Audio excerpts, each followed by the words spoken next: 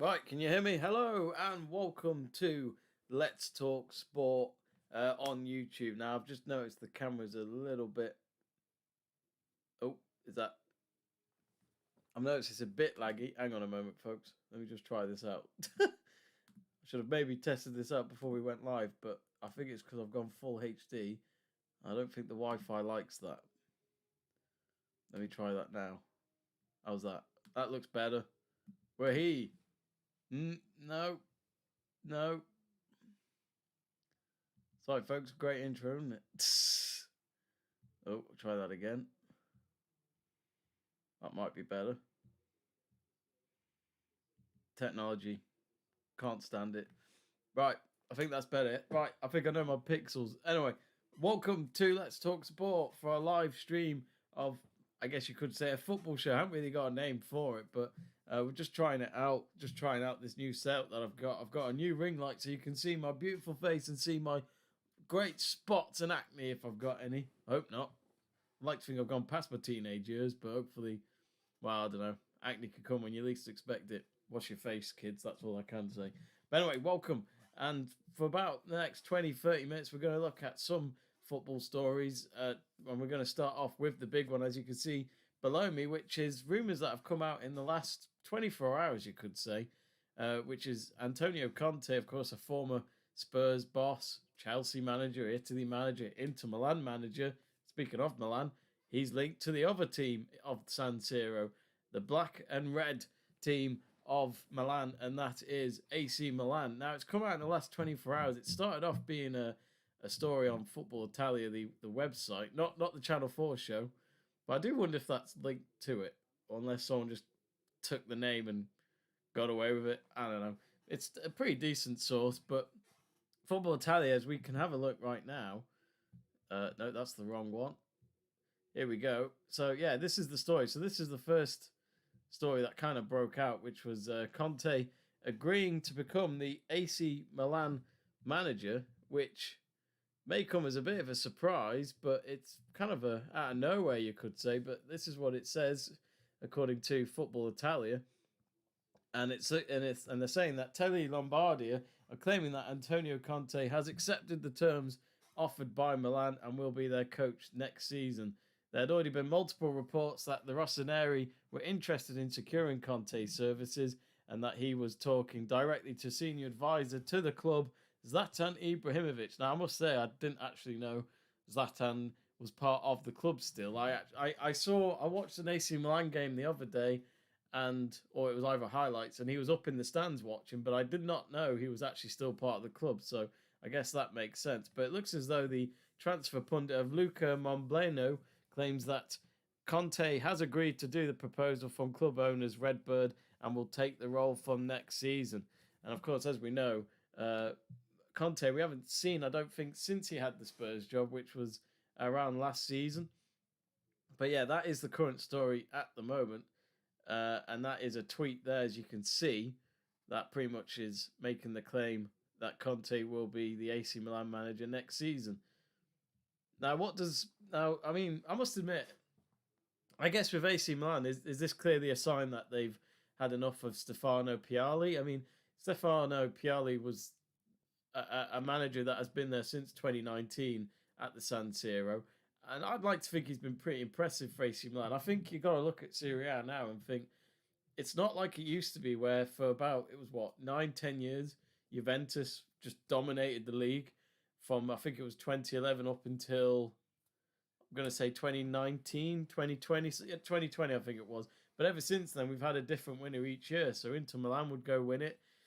We've had AC Milan go and win it. And then, of course, last season, we've seen Napoli go and win it for the first time in 30 plus years. So it's become a very interesting league in terms of at the top of the table. And look at this season, it's between Juventus and Inter Milan again. So are they being a bit harsh to Pioli? If he is going to go, do you think he should have been given another season? As I say, I'm quite stunned by the news. And let's not forget as well, Antonio Conte was manager of Inter Milan, so the Inter fans will not be happy about this, especially when it comes to the derbies next year, if Conte is going to take on that role in the summer. But I guess it's not the first time we've seen either someone go from AC Milan to Inter or someone from Inter to AC Milan. Okay, we saw Ronaldo go elsewhere before he would make the free I think it was a free transfer to AC Milan back in, I think it was 2006. But of course, Real Madrid had pretty much had enough of him. They were looking for a new striker. They brought in Ruud van Nistelrooy, and then they sent him off flying. And then Inter Milan, sorry, not Inter Milan, AC Milan were happy to take him on board, which I think Inter fans didn't take that lightly, even though it wasn't directly from Inter. It was many years later after he had left the Inter Milan club. So it's nothing new. I mean, you do sort of see this happen quite a lot now, where former managers seem to go to different clubs before they go to Milan. It's not like Conte's going directly from Inter to AC Milan.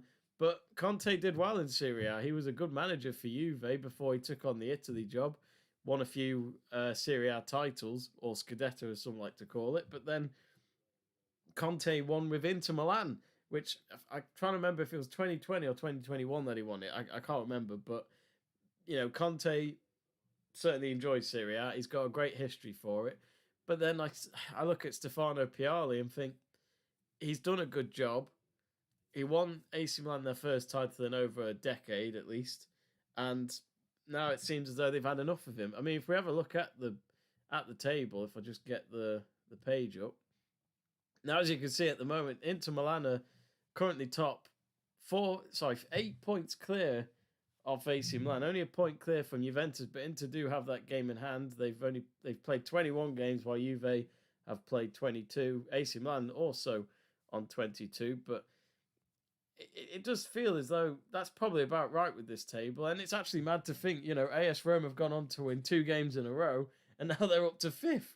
When they sacked Jose Mourinho earlier this month, they were 9th, but just maybe, Rome have made the right decision there in terms of letting go of Mourinho to try and save the season and maybe still end up in one of the European spots. So, you do look at Pioli and the squad that they've got. I mean, I think they've got a great squad. Let's just look at their recent game when they won the quarterfinals. Sorry, lost the quarterfinals actually to Atalanta. You got Pulisic, who I think's been a great signing so far for AC Milan. He joined in the summer. Rafael Leao, someone who was expected to actually leave AC Milan at one point and was rumoured to join City, I think it was, last summer, but that never happened. Ruben Loftus-Cheek is having a good season. And then, Magnum, one of the best goalkeepers in the world right now. So, I don't know. I just feel as though AC Milan have still got something special going on under Pioli. Of course, trophies need to happen to get anywhere where you want it, but it is a strange one. I'm not so sure. But we've got Joe Stanley saying, hello, Jamie. Says, interesting appointment, ex-Juve and Inter. Yeah, exactly. And I think this is the thing. I just, again, when you get someone like Antonio Conte, you're getting a short-term thing. Like, he'll do 2... I feel like he doesn't even give you 3 years. He'll give you 2 seasons, and then he'll go off again. Not just because he wants to, but he'll just have a fallout, won't he? He just seems to always... I think he fell out with the Spurs lot at one point. Then that was him gone. And they agreed for him to leave. So that was a mutual agreement for him to terminate his contract at Spurs. And then, of course, at Chelsea, there was problems at the end there as well. So, and then the Inter Milan job, again, didn't last that long, really. He did, I think, in the short time he was at Inter, made some decent signings and played good football and had them back in the Champions League, which was a breath of fresh air because there was quite a few seasons Inter weren't even in the group stages of the UEFA Champions League. So I do think with Conte, it'll be interesting to see what happens there. I honestly think Pioli should get given another season, see how the rest of the season goes. But I mean, also if you're Stefano, how do you get motivated to carry on managing a club, no matter what club it is? But when you know that the people upstairs, especially Zlatan Ibrahimovic, who's trying to work on a deal for Conte to get the role in the summer, unless Pioli spoke to them without us knowing that he wants to leave, he wants to take a break, maybe, then fair enough. It's understandable that they've been looking for a replacement, but not any of that rumours have come out. At the moment, I'm just bullshitting when I say that. So, I don't know. I remember, I think it was Manuel Pellegrini, who was the Manchester City boss. And then I think it was January of 2016, Manchester City, I guess you could say out of nowhere, maybe it was coming, but then, once the announcement is made, it's made, and then you know what's going to happen. Pep Guardiola got announced, but he'll come in the summer. He'll be ready for the new season. And I don't know, I always thought Pellegrini did a good job. But obviously, when you look now, in hindsight, Guardiola's been a fantastic move for Manchester City, winning many Premier League titles and winning their first ever European Cup. So, yeah, it's not a bad tenure, is it? But I remember Pellegrini was doing a good job, but I just felt like they threw him under the bus. Maybe that's just the way football management is these days. No matter how well you're doing, they're always going to look for someone better, and if they're available, they'll talk to them behind your back, get them in, kick you out, and then it's bye-bye, find another job. Thanks for your services. So yeah, I'm not sure. I just what I'm saying is I just don't know how you can be so motivated for someone like Pioli, who's okay, if you want to end the term on a high and try and win a trophy still, and then go, there you go, Antonio, see what you can do with this lot. But I don't know, I just feel like it's any job where if you hand in your notice, you have to do a 3-month notice. You just think, just get me out of this job. There's no point. It's like trying to start a new project. What's the point? You can't. It's just, where are you supposed to go with it? It's like if your colleagues talk about the future, you go, oh, sorry, mate. Forgot you're leaving. Yeah, thanks for that. It's like Zlatan having a meeting with Pioli or having lunch with him. He just goes, I think next season we could spend a bit more. Oh, sorry, Steph. It's like, no, it's fine. You forgot. No, it's all right. It's all right. I understand. No, me in the AC Milan future. But yeah, so we'll see what happens. It's a rumour that's come out in the last 24 hours. Football Italia, I saw report it first. Daily Mail's picked it up, along with Goal.com. So few stories here and there about it coming out. Is it true? We'll find out. Let us know in the comments and do vote on our live poll as well. Can you see Conte being the next AC Milan manager? Actually, from our votes so far, 100% has gone towards absolutely, 0% going for no way. Now, I thought let's talk a bit more with other stories. Now, if I could just find it. Oh, hang on. I'm on the wrong tab here. So, another one, this is in women's football. So, this is one that I've found quite interesting today. Bloody adverts on the right-hand side there. Actually, I'm giving them all free advertisement with all of this Disneyland stuff. I don't want to go there. But look at this. Barcelona. So, their star, Asisat Oshiala, has been linked with immediate NWSL move before the January transfer window closes. Now, this was reported on the 27th of January. It is the 30th now, so I actually, is the deadline tomorrow? I've actually completely not noticed when the deadline is, and I've completely just realised that it is February this week. I can't get over how quick January has been. But yeah, so Oshiala, who I rate highly, one of the best strikers in the world, I think, right now, and that's why she represents Barcelona, in my eyes, the best women's team in club football right now. No doubt about it. But it looks as though she is off to America immediately after being upset over recent playing time. So it looks as though she's not happy getting enough game time. And it says that the Catalan club are set to accept a fee of around €163,000 from an unnamed NWSL side for the Nigerian attacker, according to Dario Sport. The 29-year-old striker has been upset with her playing time of late, and with her contract up in June, Barca are looking to cash in to avoid losing her on a free transfer this summer. So it makes sense.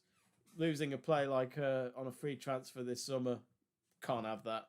I mean, if you think about it for Barca as well, a club that are trying to stay top in Europe, it's great. It's great thinking, actually, from Barcelona. They're thinking, she's not happy with the game time. What do we do? Well, January transfer window is nearly done. Let's get her out of here. And they've literally thought, where's best to go where it doesn't become a problem for us in terms of rivalry or competition. They've literally looked at the States. A great place for women's footballers normally. NWSL is a very respectable league. Oshiala could have a great time out there. And, this is in a country where it is one of the most women's World Cups, so you can't go wrong with the setup. So it'd be interesting to see what happens. But Oshiala, what a player. Like I say, if she doesn't go this week, who's going to take on a free transfer? Or do Barcelona try and change her mind, give her more game time?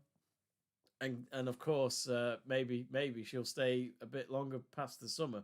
We shall see. But it looks as though it says here she's only made 14 appearances this season, and only getting 3 starts during that, which is that's pretty bad. So it looks as though she's got 107 goals, 149 appearances for Barcelona since joining the club in 2019. I mean, why is she not starting? I mean, I have to check this, but Barcelona, feminine. I mean, of course, I'm sure we're going to know who normally goes up front, but it's just the fact that, well, I mean, if you look at their league results, they don't need that many big players, do they, at the moment?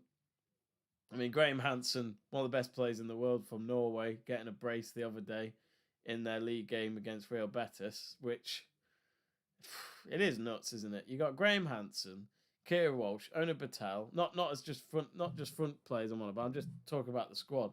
Bon Mati, who won the Ballon d'Or recently, and then you've got Pina, Lopez. It's just nuts. And then let's not forget as well Lucy Bronze, for example, another lioness that went to Barcelona in the last few years. So yeah, it's going to be interesting to see what happens there. But it looks as though I'm not sure what the picture is to do with Smith there, but that's just there. So, anywho, that is just one story I wanted to pick up on, since we do a bit of women's football coverage on Let's Talk Sports. So, Oshiala, keep an eye out for that for the next day or two. Again, I should know the transfer deadline. It's either tomorrow or sometimes they do February 1st, don't they? And I wish they'd still do midnight. It's always 11 o'clock now. And what I don't get is that every country has different deadlines. I think Scotland still goes up to midnight on deadline day. England's at 11 p.m. these days, and Germany and Spain and all that can sometimes be a bit early. Do you remember when was it in England that we had the transfer window one summer and it had to finish just before the league season would start? So what, mid-August, while the European leagues would carry on till the end of August, which I just thought, well, that's completely a disadvantage. You may not agree with it, but just at least stick with the other leagues, because I don't know. I just don't understand why no one's always been on the same page with all that. I've never understood it. Anywho, I think I'm going to stop waffling there. Hope you've enjoyed the video. I just thought I'd do a quick show and just see how it goes, basically. Just got a new setup here. Got a ring light. My old microphone and webcam and all that is here, but I thought I'd try something new on the channel. Hopefully this might be a recurring thing, but of course, without your viewership and your subscribe button contribution, I'd really appreciate it. So do click that subscribe button if you haven't yet. Hopefully more content to come soon. I don't know when the next content will be. Again, I'm just trying to get used to this and find time to do it. Of course, what we'll try and do in the new year is some more live stream watch alongs, which we always do enjoy, whether that's just by myself or with my good friends Joe Stanley, Jamie Burgoyne, Seb True, you name it. Of course, everyone's busy, so it's trying to find the time to do it, but we'll try our best anyway. Anyway, thanks for watching. Have a good evening. And just before we go, if you want some football fix tonight, I mean, there's some Premier League football, but tonight it's the last game of the round of 16 in the Africa Cup of Nations. Morocco versus South Africa. Big upset last night, seeing Cote d'Ivoire, the hosts, who had a poor group stage appearance, beat the champions of Africa, of Senegal, on penalties. So you never know what can happen in that tournament. Maybe keep an eye on that. Anyway, thanks for watching. Good night, and we'll speak to you soon.